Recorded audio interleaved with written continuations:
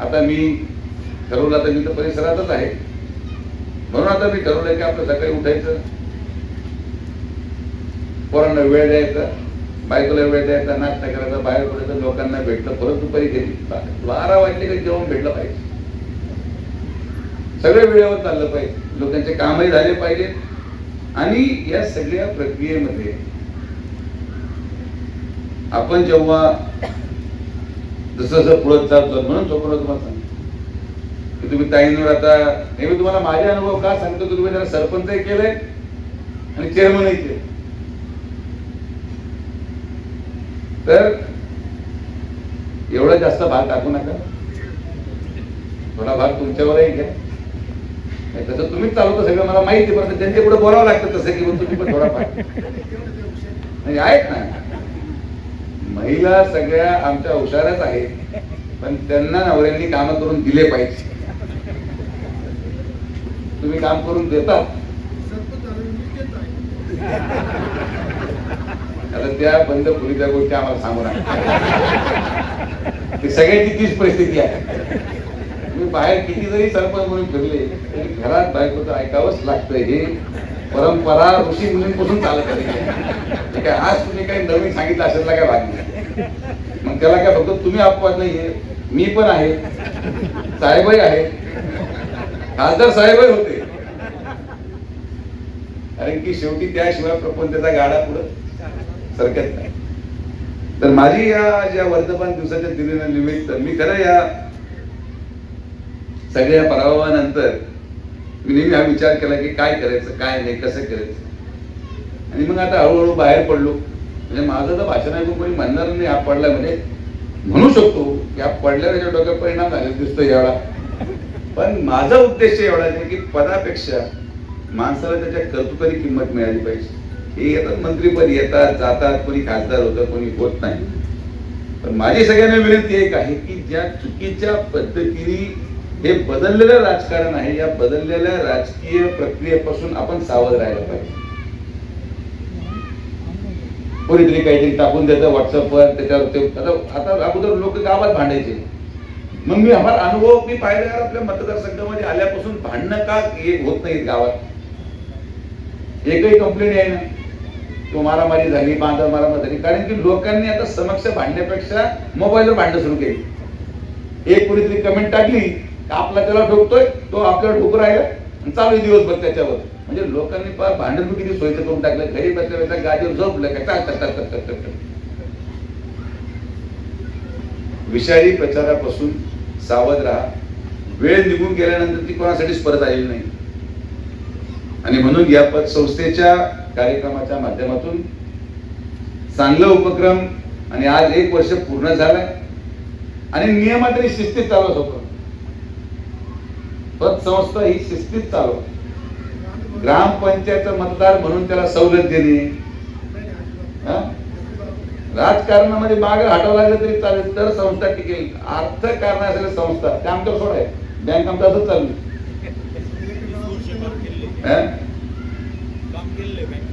म्हणून राजकारण आणि अर्थकारण, अर्थकारण म्हणजे बँकेतलं अर्थकारण, ते वेगळे वेगळे ठेवा. आणि तू पण संस्था उघड सांगितलं, तू तो उद्घाटनाला बोलवलं नाही.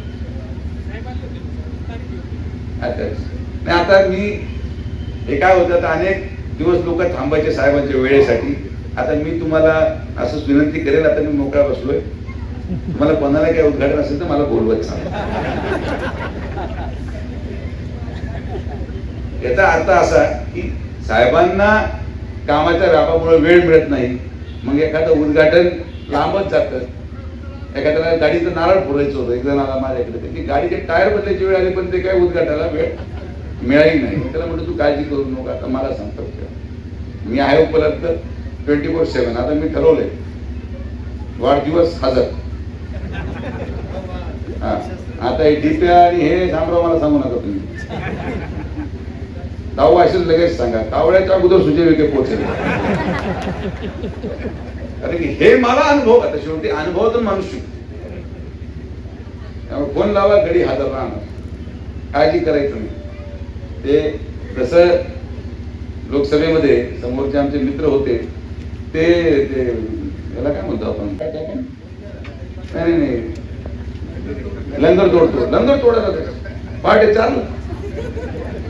आता हेच जागरण गोंधळ असला का मला फोन आला नाही तर मी कारवाई करत तुमच्या सगळ्यांना.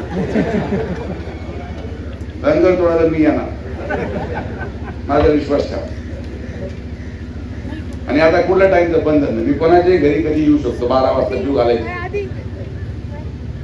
बदललेल्या राजकारणानुसार माणूस बदलला पाहिजे, पण अट एकच, कामात अर्थ द्यायचं नाही. कारण कसं करतात, एक तर माणूस फिरत राहू शकतो, काम करू शकतो. तेव्हा समतोल ठेवणं फार कष्टाचं आणि क्लिष्ट आहे. पण आता काम करून झाले, त्याचा परिणाम आपल्याला मिळाला. आता आपण संपर्क ठेवून पाहू आपल्याला काय मिळतंय. म्हणून काका, तुम्हाला पोट जरी दुखलं रात्री तर फोन लावायला विसरू नका. डॉक्टर पण आहे, जरी मेंदूचा असलो तुमचा मनका ठीक केला. सांगायचं तात्पर्य काय की सोपरवारी म्हणून माझी वेळ घेतली आणि अशाच उद्घाटनाला जसं आपण म्हणतो उपलब्ध. तुम्हाला अनेक लोकांना वाटतं खरं येणार नाही येणार, तर मी तुम्हाला सांगायचं तात्पर्य की आता मी उपलब्ध आहे.